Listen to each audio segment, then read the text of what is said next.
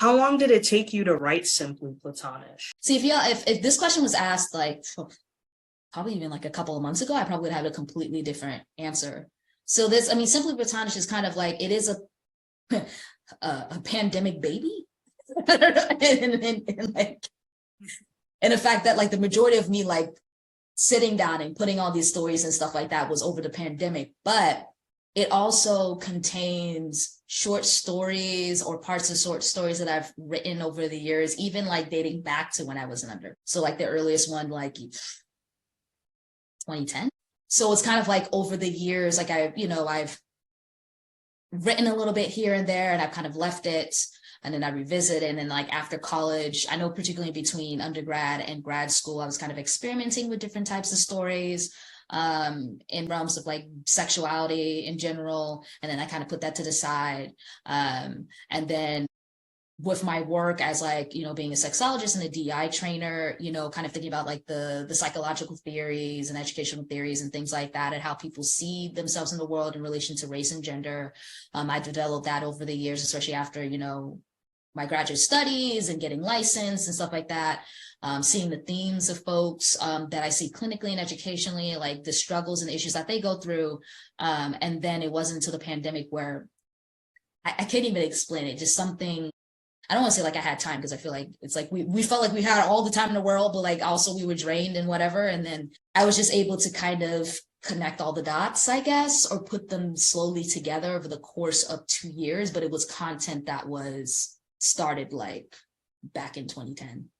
So would you say that the quarantine kind of allowed you to put those stories together? Yeah. I would say so. I think there was also a moment of like deeper reflection, not only with just like in regards to mental health in general, like how it's affecting us globally, but then also, having the conversations of like the racial reckoning, for example, right? I'd be remiss if I was saying like the themes of the book. There's certain themes of the book that were directly influenced by the racial reckoning. I mean, obviously, I've always said, folks like people call like us, we always had these conversations, right? But it was during a point in time where people were listening. And so being annoyed by, if I'm being honest, like the white folks are like, how can I help? And how can I, do these things? And I'm like, oh my goodness, you know what I mean? Why now? Those types of things. But also like, if y'all folks really want to know when you're listening, here's what it is. And so that also kind of, prompted me to be able to put all these together and say like, hey, this is a creative way of thinking about these things or doing these things and putting it in a creative fiction type.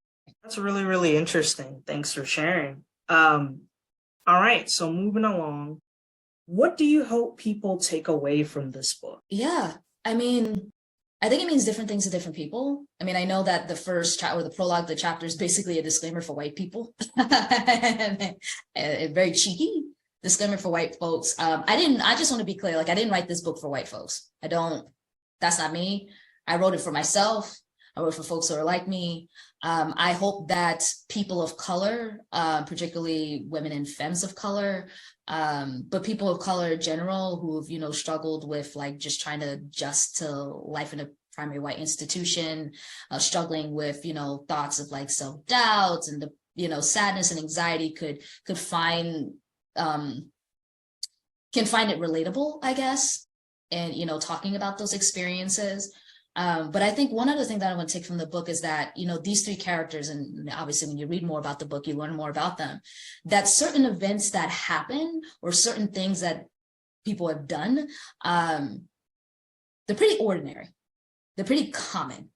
And I think that was one thing that I wanted to, because I think at a certain point, and I've had feedback from folks that, I'm from a publishing company that have read those things where, you get mad at certain characters, you get mad at certain white characters, you get mad at, people of color. But for the discretions, like there's a lot of talk about microaggressions and things like that. And those are very common and very, so it's like one of those things where, I feel like at a certain point, people may be thinking like, oh, I would never do that, or this is really, and it's kind of like, you can't imagine how common that is, right? So really putting of like, these are things that happen every day.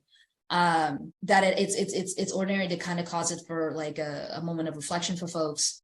But then also to validate the experiences of people that have gone through this, for the longest time.